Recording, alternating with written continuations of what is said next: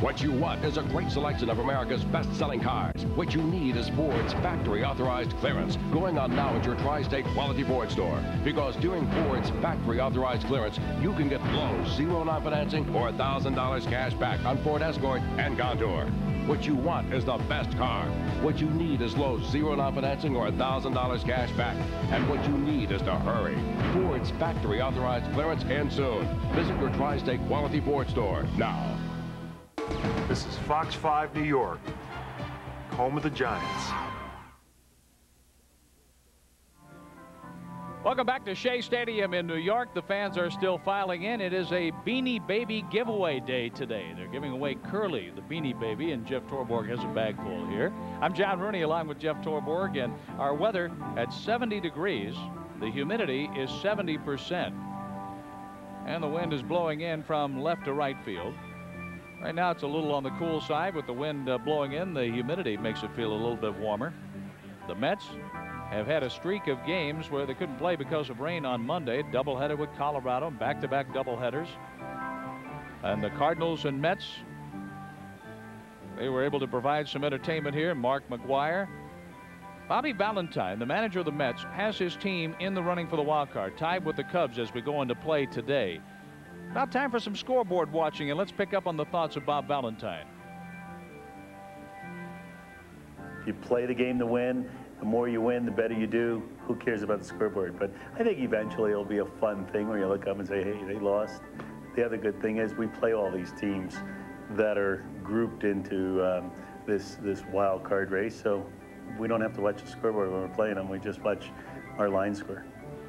Watch the line score, and then when you get back into your office, Jeff, take a look at the schedule and what's ahead for the New York Mets. And here we go down the stretch against the contenders and what's left in August with the Giants and the Dodgers.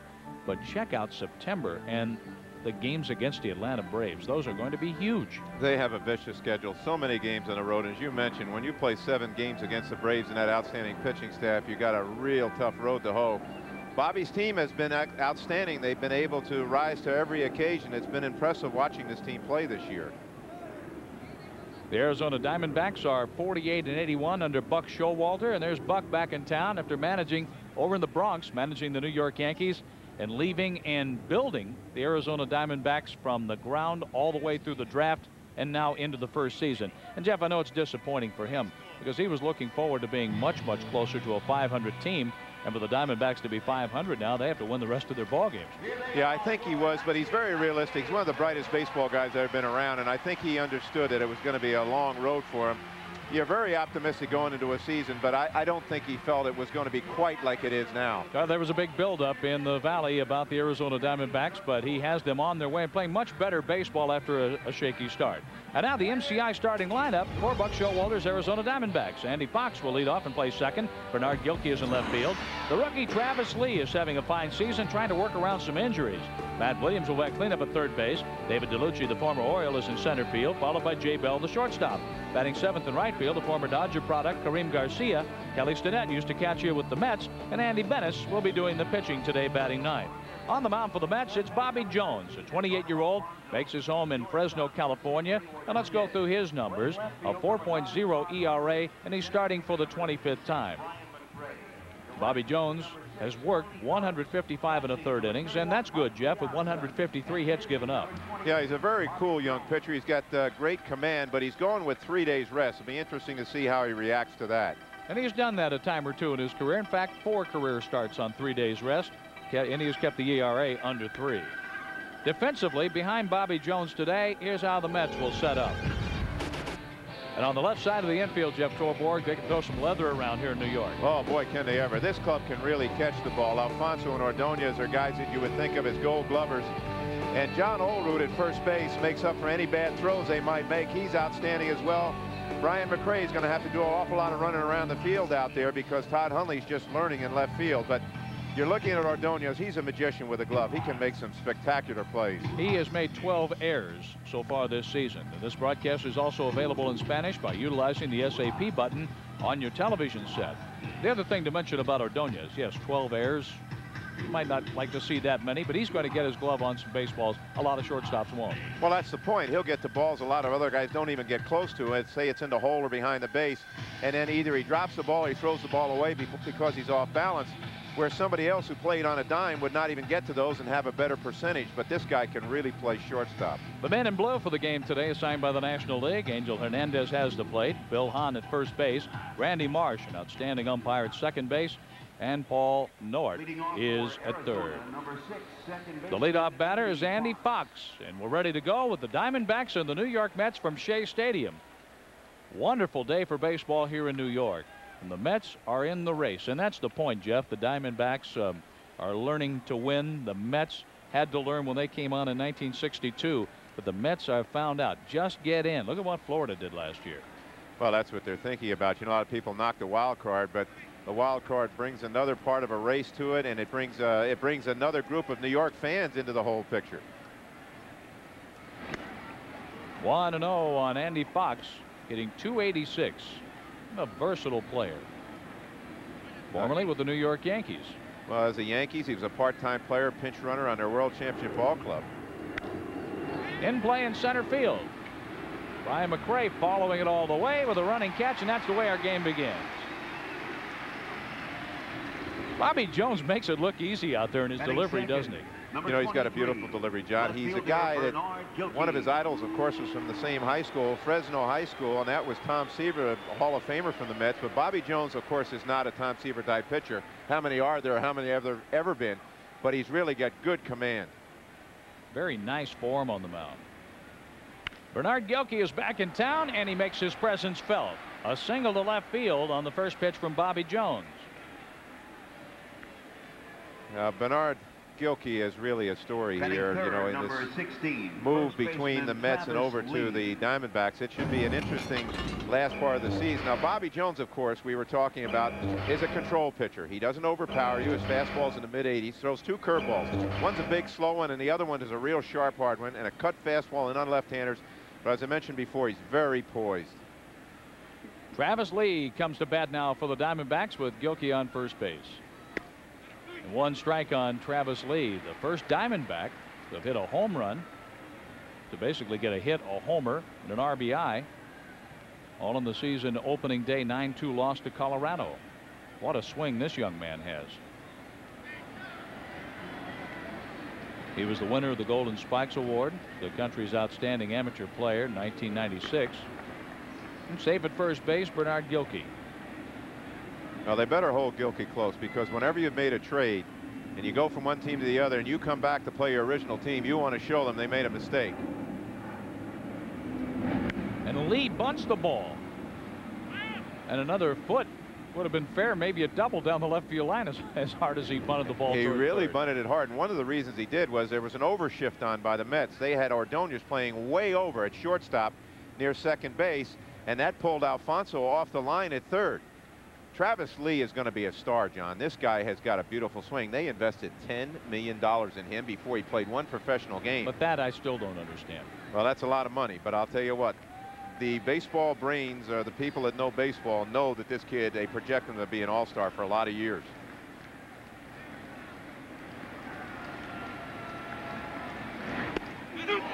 Lee is out, gets the punch out from Angel Hernandez. The first strikeout for Bobby Jones. Now, this was a strange way that Travis Lee took this pitch on 2 strikes. You normally are not guessing on 2 strikes. You're defending the area. This ball's right down the middle. That's not on a corner. I think he was looking for some kind of breaking ball, and then he got that ball in the middle of the plate, and it surprised him. Now a 2 away, Matt Williams comes to bat. Williams hitting at .259, 16 home runs, 52 runs batted in. One of the problems throughout his career, it has been a problem for Arizona this season, is trying to keep him in the lineup. Strange injuries have affected Matt Williams. Well, you remember in '94 when the strike hit, he looked like he was going to break the home run record that year, and he hurt himself. He fouled the ball off his foot, I believe, and broke it. This year he did it again. But look what he's done against Bobby Jones. Matt Williams is some kind of good hitter. Boy, when he gets in a groove, he can hit a ball a long way. Looked like Gilkey wanted to go. Stutter step move at first base, but he just goes back to the bag. And I'm talking about Matt Williams. He has 20 or more home runs each of his 8 full seasons. and more than 30 5 times. He has won the Silver Slugger title in 90, 93, 94, and 97. That's for the best hitter at his position. Well, he's got big-time power. Of course, he had an excellent year last year for the Indians, went to the World Series with them, but one to go home. Has a very strange way of hitting in the sense that he kind of licks his left shoulder, tries to keep his left shoulder as a guide for his chin to keep his head in. Fouled over our heads. But he also does something with his front leg. He lifts his front leg, not in one of the typical what you see stances now where guys lift the leg like a pitcher would, put it down and then drive the ball. He taps with his foot. Look how his foot goes. Up and down, up and down. What he's trying to do is get his weight back on his back leg. That's like a windup when he goes into a swing. Yeah, it's almost like the pitcher's kind of windup where he balances and gets his leg up under him. Gilkey back in standing this time. Bernard Gilkey got a base hit with 1 out. He's at first base with 2 outs. 9 steals. Only thrown out a couple of times. Former Cardinal, former Met. Now playing in the Valley. He's going. He outs his throw. Got him. Baerga with the tag. A caught stealing. Catcher to second base. 2-4. The Diamondbacks fail to score. The Mets are coming up against Andy Bennis. Well, it seems since MCI's arrival, everyone's lives have become easier. Why, just the other day, I saw our telecom manager smile for the first time in I don't know how long. And because we've combined all our communications with MCI, we've saved the company a lot of money, making even our normally subdued CFO somewhat happier. Life is good. My dad always said, as soon as I get a computer, you'll come out with something better. So to make sure people like Dad have the latest computer, we invented Yourware, technology that grows with you. For just $49.95 a month, you can buy a computer with an Intel Pentium 2 processor, unlimited internet access, and in 2 years, you can trade it in towards the purchase of a new one. What do you call this thing? Yourware. Call 1-800-GATEWAY, and let's talk about Yourware. This is the Midas Gold Muffler. It comes with a Midas lifetime warranty, and it's now just $49.95, $69.95 for select imports. Let's review. Midas Gold Muffler, lifetime warranty, $49.95. Hurry, the price of gold has never been lower. How do you get this equipment to these troops when there's a river between them? Build a bridge. Problem solving. You need it now in college. Learn it now in the Army Reserve. Be all that you can be. The Diamondbacks had a hit but did not score, and now the New York Mets are coming to bat, and here's the MCI starting lineup for them. Tony Phillips is in right field, followed by third baseman Edgardo Alfonso. John Olerud is the league's leading hitter, batting third at first base. The cleanup hitter is the catcher Mike Piazza. With Brian McRae in center field, Todd Hundley bats sixth in left field. The number 7 man is second baseman Carlos Baerga, with Ray Ordonez hitting eighth at shortstop, and the pitcher Bobby Jones bats ninth. All facing Andy Bennis, 11-11. With an ERA of 4.52. He was with the Cardinals and kind of thought he was going to stay with the Cardinals, but then a mix-up in the timing and the negotiation. They ran out of time, and he signed on in Arizona. No, Arizona got themselves a guy you can call a #1 starter. Most expansion teams don't get somebody like that. Big, hard thrower, and he learned to pitch a little bit more than Dave Duncan over in St. Louis. Defensively behind Andy Bennis, let's take a look today at the Diamondbacks. At second base, Andy Fox. And you see the note. He has started at 5 different positions, but has played very well at all 5. Well, he's very big for an infielder. He's a 6'5" middle infielder, which is surprising, but he's very good, as you mentioned, everywhere he's played. That's why they can play him at first with his height and so on. He's very versatile. But 52 starts at second base. That's where he's playing today. Andy Bennis, 6'6", 245 pounds, 31 years old, lives in Phoenix. Brother still pitching for the Cardinals. And Andy will be facing Tony Phillips, Edgardo Alfonso, and John Olerud. And Tony Phillips, what else? A 300 average at 310, a couple of home runs and 13 runs batted in. He was home in the Phoenix area. Then signed on with the Toronto Blue Jays, played about 10 games at AAA Syracuse. Played well with Toronto and then came over to the Mets. And the Mets have been winning games since Tony Phillips got here, and they're even hitting better throughout their lineup. And Phillips will work a base on balls. I mean, he drives pitchers crazy, Jeff. Oh, he really does. When he gets into that crouch, and you can see what the Mets have done since he's been here, he makes things happen. He's got a fiery personality, but what he gets done on the field really helps the rest of the lineup. As you mentioned, you can see with that pitch down, he makes the strike zone get scrunched down. He makes everything be up to him with this real crouch, and he learned this from Ricky Henderson playing with him in Oakland, and he makes the pitchers work. 3-0 on Tony Phillips, who led the American League in walks with 125 in 1996. We told you we're going to show you the at-bats for Sammy Sosa. Let's go to Wrigley Field. Houston and Chicago in the first inning. Tom Brenneman, Bob Brinley. We welcome those of you watching the New York Mets and the Arizona Diamondbacks from Shea Stadium in New York. Tom Brenneman, Bob Brinley at Wrigley Field, Chicago. And the next home run by Sammy Sosa will be number 50 on the year. He trails Mark McGwire in the home run race by 2 after Sosa clubbed number 49 in a win over the Giants yesterday. And what a matchup this is. Randy Johnson runs one up under Sosa's chin. Oh, man, you can't get excited about this. Boy, baseball is doing quite well. Sosa jammed with a pitch from Johnson, and Biggio is there to end the inning. We'll keep you updated on Sammy Sosa's progress against the Houston Astros throughout the afternoon. In the meantime, we have the Mets at bat, and sure enough, Tony Phillips drew a base on balls. With Phillips on, Edgardo Alfonso takes low, and now Kelly Sinet wants to talk to Andy Benes. Benes is having a hard time throwing strikes to the first 2 hitters. You know, John, he's in a kind of abbreviated delivery. Looks like he's rushing to the plate. Looks like when pitchers go to a shortened delivery, what they're trying to do is eliminate a lot of motion. But the tendency is to start rushing to the plate where you don't get your weight over the rubber. As you see Buck Showalter looking at him, wondering what's going on. Buck's pitching coach is Mark Connor, who was with him with the Yankees. Very good pitching coach, especially on mechanics of pitchers. But Andy Benes now, that's what Tony Phillips can do. He did it at the plate. Now he's doing it at first base, making things not so comfortable for big Andy Benes. And it's not that Phillips is going to be stealing. But with the way Alfonso has been hitting the ball lately, his average is over 270, where not long ago it was in the 250s. But the Mets can put some plays on. And with Lee holding at first base, there's an opening on the right side. Well, what happens, too, as you can see right now, the pitch selection becomes all fastballs. And Andy Benes can't get it over the plate. And this is one of the reasons that Alfonso's been hitting better. Now, here's the delivery. See how quick it is. Very good delivery as far as balance, as you can see right through the middle of the plate. But what happens is he's rushing everything. Back-to-back walks. Tony Phillips is in scoring position. Alfonso on first for the league's leading hitter, John Olerud.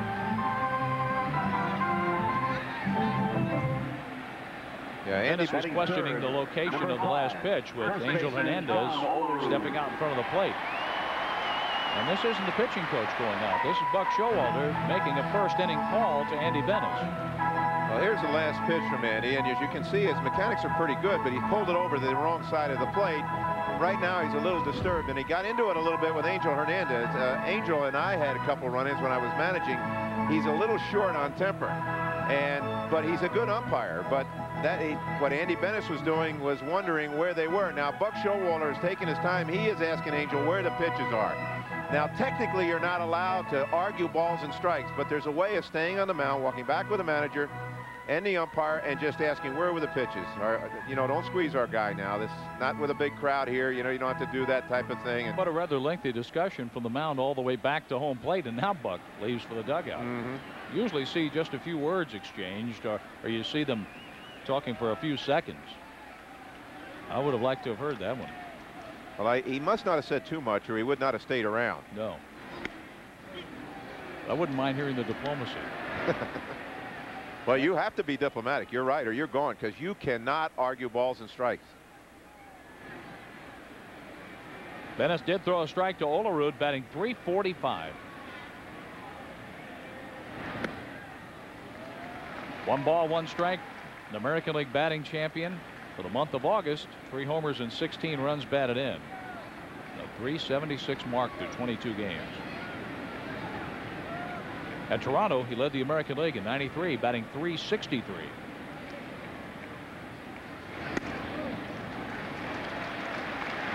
Now the table is set for Olerud. This is trouble for any pitcher. I don't care if you're number 1 or number 5 starter.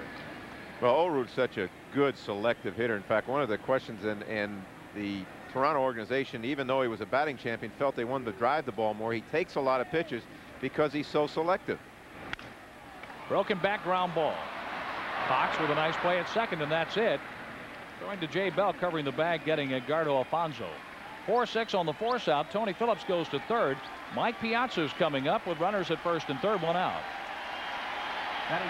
Well, you can hear the crowd now cheering for Mike Piazza. A week ago, they weren't cheering for him. They were on him constantly, but he has been so effective, especially coming off the bench as a pinch hitter. He has gotten some big hits in the last week and a half. He's starting to drive runs in. In his last 42 games, he's had 30 RBIs, and that's what they were looking for. Remember, the question is Mike Piazza going to make $100 million in his next contract? And the fans in New York said, if that's what you're asking for, we want to see more production. And this is not an easy place to please the fans right away if you're not producing. Well, the other question is, where will he make it? Where will he be playing? Will it be New York? There's the cutter from Dennis for a strike. We're talk about Piazza ruling out going back to the Dodgers after so many bridges were burned. Maybe it's Baltimore. Maybe it's Anaheim. Well, the one good thing about it, somebody will take him, because he, without a doubt, has been the best offensive catcher in the last 5 years in the history of the game. On high tight. 1 ball, 1 strike on Piazza. Unbelievable what he did last year. 362, tying him with Yankee Hall of Famer Bill Dickey in 1936 for the highest season average by a catcher. And he wanted the Most Valuable Player award. That was won by Larry Walker of Colorado. Another high hard one. Well, the book on how to pitch Mike Piazza is to throw him hard up at the letters, because when he gets extension out over the plate, he hit a ball the other night here that almost went out in the parking lot. It was one of the longest balls I've ever seen hit over the bullpen here in left field. And of course, he's the guy that hit the ball out of Dodger Stadium. But he is extremely strong, but you got to try to tie him up inside or make him chase bad breaking stuff low and away. And there's the breaking stuff low and away. Well, Piazza has the longest home run at Coors Field at 496 feet in Denver. And there's the hit zone from Mike Piazza. Well, what that shows you, and these hit zones are great because you can see right away without talking too much, look where he's hot. You tell your pitcher, look where he's hot, look where he's not, and that's the way you pitch him. Out on strikes. Got him with the breaking stuff away, and let's take a look at strike 3 from Dennis to Mike Piazza. Only let's take a look at the last pitch. You hear the fans booing already. But this is an off-speed pitch. I think this is a split finger. Look at the bottom fall out of it. And you can see Mike Piazza trying to get the extension to drive the ball. Comes off that pitch. With 2 walks beginning the first inning. Phillips was on along with Alfonso. Olerud hit into a force play. Piazza struck out. Now it's up to Brian McRae if the Mets are going to break through in the first. 269 batter, switch hitter, batting left-handed.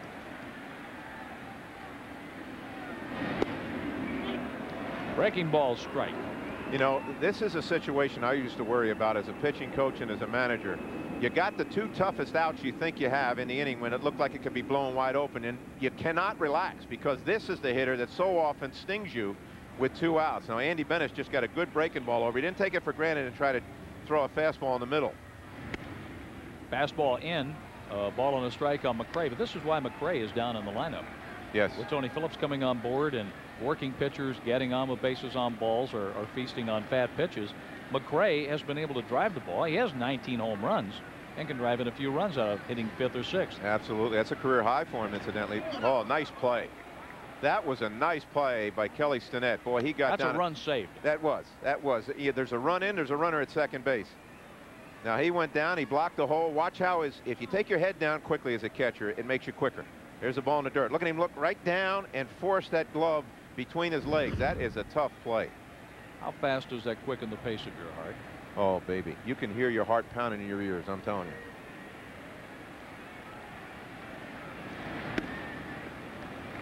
Brian McRae let the pitch up go, and it's 3-1 on McRae with runners at the corners. No score, bottom of the first. But Brian McRae, the difference in the Mets lineup since they got Tony Phillips. Now you're watching signs. Buck Showalter's telling Kelly Sinnett what to do if they break for second base in this situation. Where is he going to throw the ball? Is he going to throw it through, or is he going to throw right to third? 3-2 now. And Olerud will be running on the 3-2 pitch. He wasn't going on 3-1. But with McRae down the lineup, as you mentioned, John, he is not your prototypical leadoff hitter in a sense. He doesn't take a lot of walks. Tony Phillips makes things happen. Now you move Brian McRae back in your lineup. You got a power hitter back there who can run in the middle of your lineup. A lot of organizations would love to have speed behind the power guys. A little tap. Fielded by Bennis. So Bennis was able to work around walks to Phillips and Alfonso and strand 2. Matt Williams is going to be leading off for the Diamondbacks when we go to the second inning on Fox.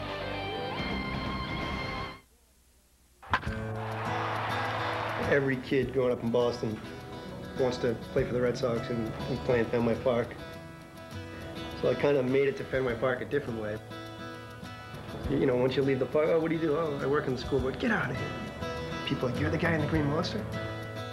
It's kind of a historic place in baseball, the Green Monster in Fenway Park. No one else has this view of the game, and it's just unbelievable. 2 tickets, $28. 2 hot dogs, 2 popcorns, and 2 sodas, $18. 1 autographed baseball, $45. Real conversation with 11-year-old son, priceless. There are some things money can't buy. For everything else, there's MasterCard. Accepted all over, even Major League ballparks. As the pilot flies through the night sky, the helmsman steers a course that is true. The landing signal officer checks the approach. The weather crew keeps an eye on the storm. The air traffic controller directs every move. The air boss orders a clear deck. The captain gives the final word. And the plane safely lands on board USS Enterprise. In the Navy, no journey is ever made alone. Call 1-800-USA-NAVY. Let the journey begin. And they're off. Jumping out front is Sam with his project on Irish castles. Coming up fast is Marley with hers on iguanas. But from the outside, it's Eduardo with a multimedia Mayan mathematics report. Now more kids can go to the head of the class, because now Radio Shack has the new compact creative learning series with software and internet enhancements specifically for learning. Only at Radio Shack. Compact home computers that can help kids do better in school so they'll do better in life. Wow, this is as good as it gets. Yeah, it doesn't get any better than this. Man, that's fast. That 70s show premiering tomorrow on Fox. We're going to the second inning, no score, and take a look at the last play in the bottom of the first. McRae at the plate, and Jeff, this is a play that can end a lot of first basemen's careers. Boy, can it ever. Andy Bennis, the pitcher, picks the ball up, throws it to first. Brian McRae is hauling for first base, and the throw goes right over his head. Now, as you can see, the right arm of Travis Lee, the first baseman, is right where he could have broken his arm if Brian McRae gets there a split second earlier. One strike on Matt Williams. I tell you, we're looking at 2 good first basemen today, Olerud and Travis Lee. Well, you don't want to make too much of a particular play, but a first baseman who has good quick feet can save a lot of injuries. That play, I've seen more terrible injuries where the runner runs into the first baseman's extended arm, I should say. In fact, I saw it happen right here. Todd Hundley ran into Clifford Floyd and broke his wrist in 6 places on a play like that. Matt Williams. He was batting when Bernard Gilkey was thrown out trying to steal. Now he leads off the second. And Jones couldn't get him to chase the curveball. 1 ball and 2 strikes. Williams, DeLucci, and Bell coming up for the Diamondbacks. Well, he talked about Bobby Jones, too, being a control pitcher. He throws different pitches at different speeds. That last pitch you saw was a 67-mile-an-hour, very slow curveball. Then when he gets ahead in the count, he'll throw a much harder one that bites, goes down in the strike zone. 2-2 on Matt Williams. Now, one of the things you worry about, and this is what Bobby Jones did on Tuesday, 6 innings pitched, 6 hits, 101 pitches. Now come back with 3 days rest. Now he has a congenital back problem that kicks up on him. He won 15 games last year. Matt Williams threw the hole at short for a base hit. And you just wonder whether that back problem will affect him on short days rest. Sometimes if the back holds up, then your command is even better. Guys who are a lot of breaking pitches would rather go on short rest because they're all feel pitches, and the sooner you get out there, the better you feel. Jones was ahead of Williams, then lost him after a 2-2 count to a base hit. David DeLucci, left-handed batter, batting .263, played some with the Orioles. And from what we saw of DeLucci, makes pretty good contact and really hustles in the outfield.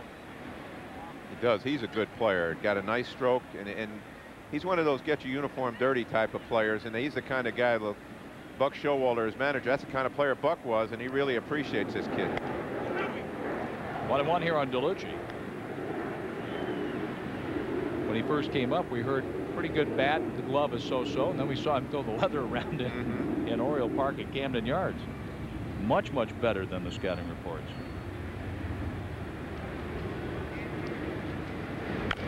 That's a tap. Jones. And a nice stretch at second base. Ray Ordonez with the out. 1-6 on Williams. And right now, let's go to Chip Carey for a Coors Light game break. All right, John and Jeff, thank you very much. The National League Central Showdown starts in Chicago. Craig Biggio led the ball game off with a solo home run for the Astros. Third time he's done that this year. He's now scored 100 runs on the season. Moments ago, though, Glenn Allen Hill against his former Seattle teammate Randy Johnson hits a solo homer into the left field bleachers. Cubs still batting. It's 2-1 Houston in the second at the friendly confines. And we will keep you updated throughout the day on Sammy Sosa as we watch the home run race here on Fox. It really heated up middle of the week when Sosa and McGuire got together. For a time there, Jeff, I thought, well, maybe nobody is going to be able to catch Roger Maris's 61. Off speed taken by Jay Bell. 1-0 on the shortstop for the Diamondbacks. He's one of the gentlemen in the game from Cleveland to Pittsburgh. Played at Kansas City, hit some home runs, has 16 with the Diamondbacks this season. Tommy has been very excited about being with a ball club that has been building from the ground up. Well, he's a very classy guy too, and the thing that they got him not only for his defensive ability, but you remember what he hit last year, 291 with KC with 21 home runs, 92 RBIs. They were going for a good citizen and a good leader, and they got one here. Been struggling offensively. Deep short and just past the diving Ray Ordonez. Bell, who was the player of the year last year for the Kansas City Royals, gets a single here. 2 men on and 1 out for Karim Garcia, and Diamondbacks are just waiting for this young man to break out. Well, he's out of the Dodger organization. His father was a legend in Mexico, Pancho Garcia, who was a good ball player for a lot of years. This kid has had great numbers at AAA Albuquerque, but really never has cut it up at the big league level for any length of time. He has 8 triples. He can throw. He has speed. Has some pop in the bat. 6 home runs, 33 RBIs.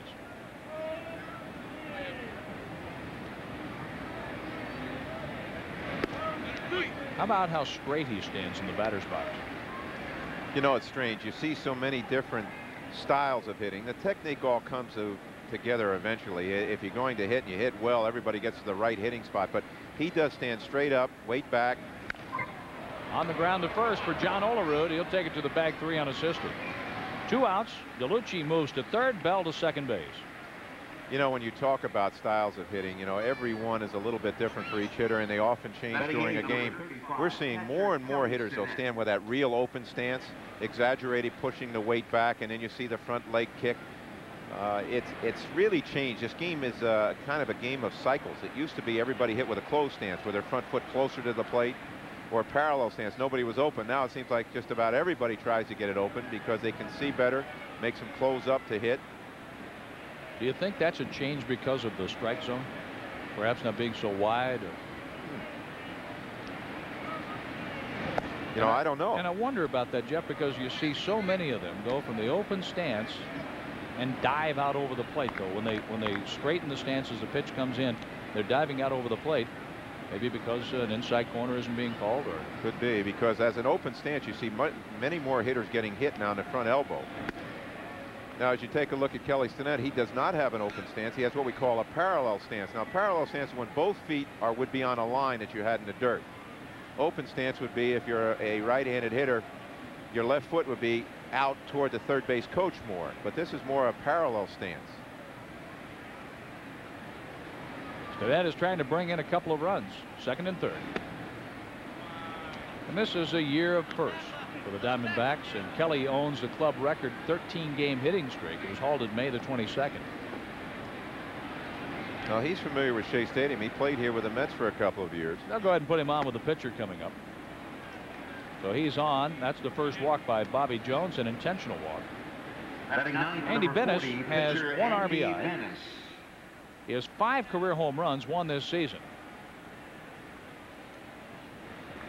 You know, it's interesting to see that situation come up when I first came over to manage in the National League, and we got to that situation where the 8th place hitter was up with 2 outs and an open base, a pitcher coming up. I couldn't understand why any National League managers pitched to that guy. Shoot, I wanted to pitch to the pitcher and get out of that inning.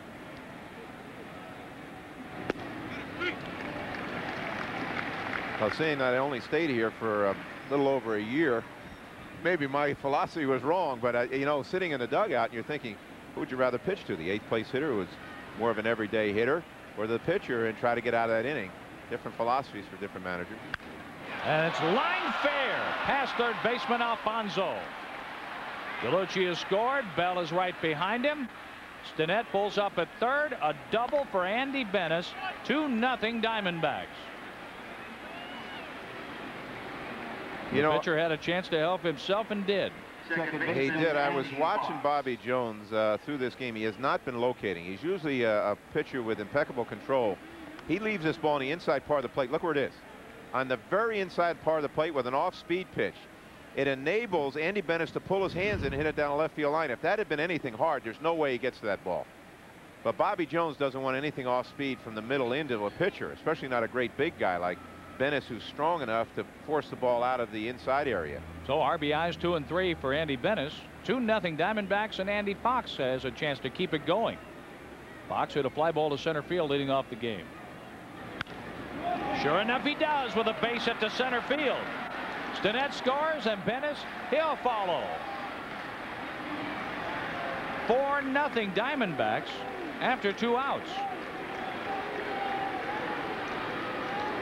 As I was mentioning, one of the concerns you have is when you bring a pitcher back in short rest when he's not familiar with it, anything can be the problem. Sometimes they'll respond to it, but if it's a guy who's maybe had some health problems in the past, from the standpoint of, say, in Bobby Jones's case, a bad back, and probably it's not affecting him at all, but you pitch with your legs. If your legs are strong, you feel strong, then you locate well. The number 2 hitter in the lineup is Bernard Gilkey. He singled and was caught stealing in the first inning. With a runner going and no chance for Piazza to throw out Andy Fox. A big jump on Bobby Jones. Fox swipes his 9th base. Now, Mike Piazza had no chance. Bobby Jones, I think, fell asleep a little bit. He just had 4 runs scored against him. Doesn't even look over to first base. Andy Fox, of course, we talked about one of the specialties with the Yankees a couple years ago was pinch running. For a big guy, he's got good speed.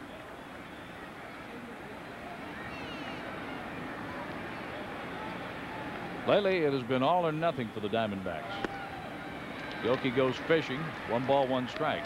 The Diamondbacks went 1 and 2 in Philadelphia, and their 2 losses saw the offense total 1 run on 9 hits. While the victory in the second game of a doubleheader on Thursday, 12 runs on 15 hits, rebounding from a 5-run deficit. Piazza with a nice stop. Fox will not try third base. You know, it's interesting. Bobby Jones was just a young kid out of the minor leagues when I was managing the Mets. We went up to play the White Sox in a Hall of Fame game at Cooperstown, and most times a major league club will bring a minor leaguer up to pitch. Well, the White Sox brought up Jason Beret, and we brought up Bobby Jones, and he was right on the money. First day I ever saw him. Reminded me a little of Alex Fernandez, being able to locate all his pitches at a young age. Today is, I think, his command is as poor today as I've ever seen him in all the times I've watched him pitch. He's facing the 8th man to bat in the inning, Bernard Gilkey. 2-2 on Gilkey. Gilkey is in his 19th game with Arizona, has 1 home run, 3 RBIs with the Diamondbacks, 5 homers, 31 runs batted in overall.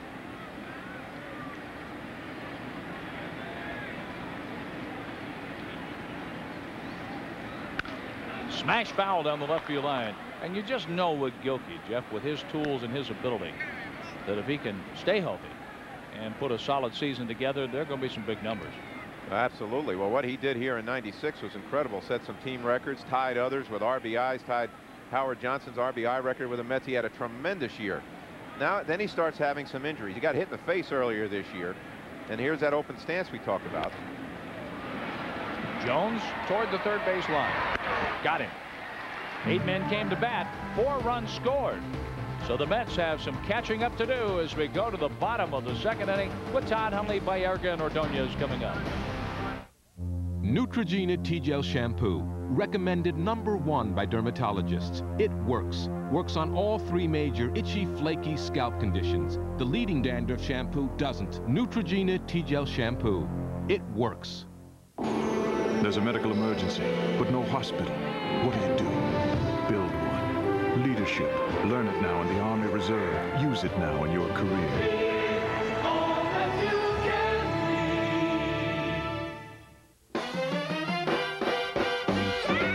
Mambo into Red Lobster and try our 30 shrimp dinner.